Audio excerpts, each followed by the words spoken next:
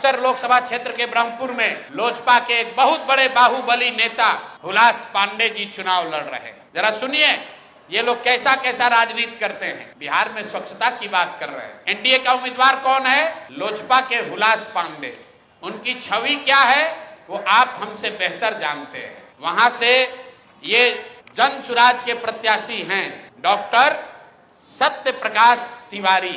देख लीजिए पटना में बहुत बड़ा नेत्र अस्पताल चलाते हैं और इनका चेहरा देख लीजिए कि एक दबाव में इन्होंने टिकट लिया है कि खुशी खुशी लिया है।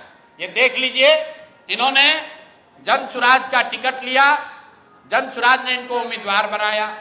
3 दिनों तक इन्होंने सक्रियता से वहां प्रचार किया, लेकिन कल जब नामांकन वापस लेने की अंतिम तारीख था, परसों रात तक ये साहब अभियान में लगे हुए थे, प्रचार कर रहे थे और कल सुबह में अचानक से भाई साहब ने अपना उम्मीदवारी, अपना नामांकन वापस लिया है।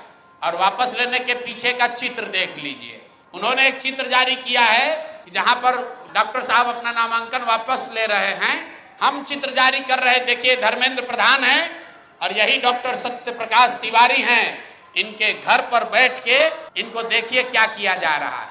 आपने भारत के लोकतांत्रिक इतिहास में ये नहीं देखा होगा कि चुनाव घोषित होने के बाद जो उम्मीदवार है, आधिकारिक तौर पे जो उम्मीदवार है, उससे पार्टी का कार्यकर्ता नहीं, लोकल नेतृत्व नहीं, भाजपा के केंद्र में मंत्री धर्मेंद्र प्रधान हैं। ये देखिए हाथ मिला रहे हैं भाई साहब इस डॉक्टर के घर पर बैठ के।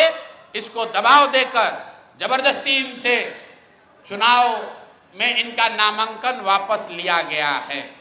मेरे भाई, लोजपा के एक बाहुबली नेता को बचाने के लिए, वहां के एक जनसुराज के सभ्य डॉक्टर के उम्मीदवारी को खत्म कराने के लिए आप इतनी ताकत लगा रहे हैं, तो पूरा बिहार को ये देखने, जानने, समझने की जरूरत है कि जनसुराज के लोग भाग रहे हैं कि यहाँ खुलेआम गुंडागर्दी की जा रही है, लोकतंत्र की हत्या की जा रही है।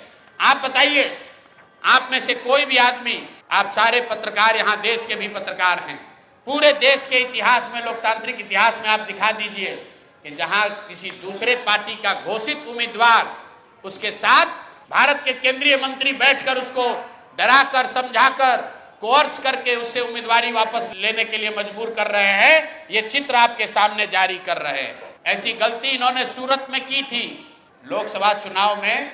आपको याद होगा जब ये लोग 400 पार का नारा दिए थे तो सूरत में सारे दलों के प्रत्याशियों का नामांकन वापस ले लिया गया था। इस स्वतंत्र भारत के इतिहास में पहली बार ऐसा हुआ कि सूरत में भाजपा का प्रत्याशी बिना चुनाव लड़े ही जीत कर आ गया, लेकिन जनता ने उसका करारा जवाब दिया। जो 400 सीट का दावा कर रहे थे उनको 240 पर निपटा दिया। तो बिहार की जनता को आपके माध्यम से बताना चाहते हैं कि एक सरेआम लोकतंत्र की धज्जी उड़ाई जा रही है, सरेआम उम्मीदवारों को धमकी दी जा रही है, उनको घरों में बंद किया जा रहा है और बंद करने वाले लोग कोई स्थानीय नेता